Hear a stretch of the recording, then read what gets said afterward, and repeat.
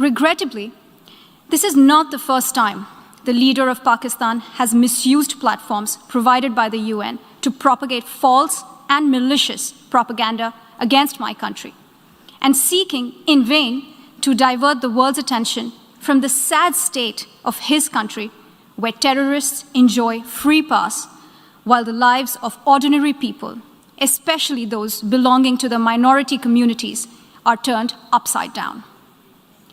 Mr. President, member states are aware that Pakistan has an established history and policy of harboring, aiding, and actively supporting terrorists.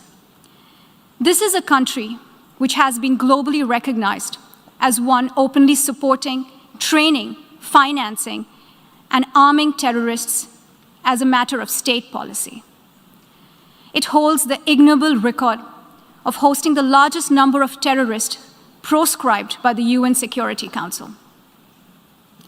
Mr. President, we marked the solemn occasion of the 20th anniversary of the 9/11 terror attacks just a few days back. The world has not forgotten that the mastermind behind that dastardly event, Osama bin Laden, got shelter in Pakistan. Pakistan leadership continues to glorify him as a martyr. Regrettably, even today, we heard the leader of Pakistan trying to justify acts of terror. Such defense of terrorism is unacceptable in the modern world.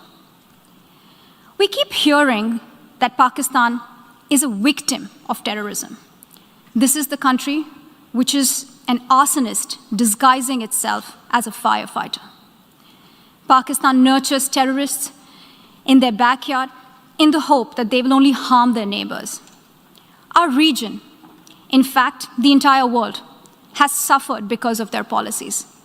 On the other hand, they are trying to cover up sectarian violence in their country as acts of terror. Mr. President, this is also the country that still holds the despicable record in our region of having executed a religious and cultural genocide against the people of what is now Bangladesh. As we mark the 50th anniversary this year of that horrid event in history, there is not even an acknowledgement, much less accountability. Today, the minorities of Pakistan, the Sikhs, the Hindus, the Christians, live in constant fear and state-sponsored suppression of their rights. This is a regime where anti-Semitism is normalized by its leadership and even justified.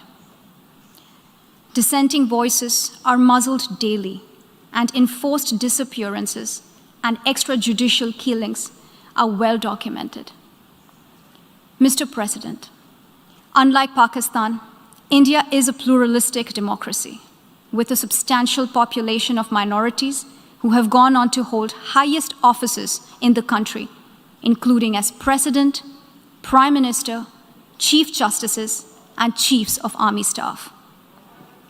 India is also a country with a free media and an independent judiciary that keeps a watch and protects our Constitution.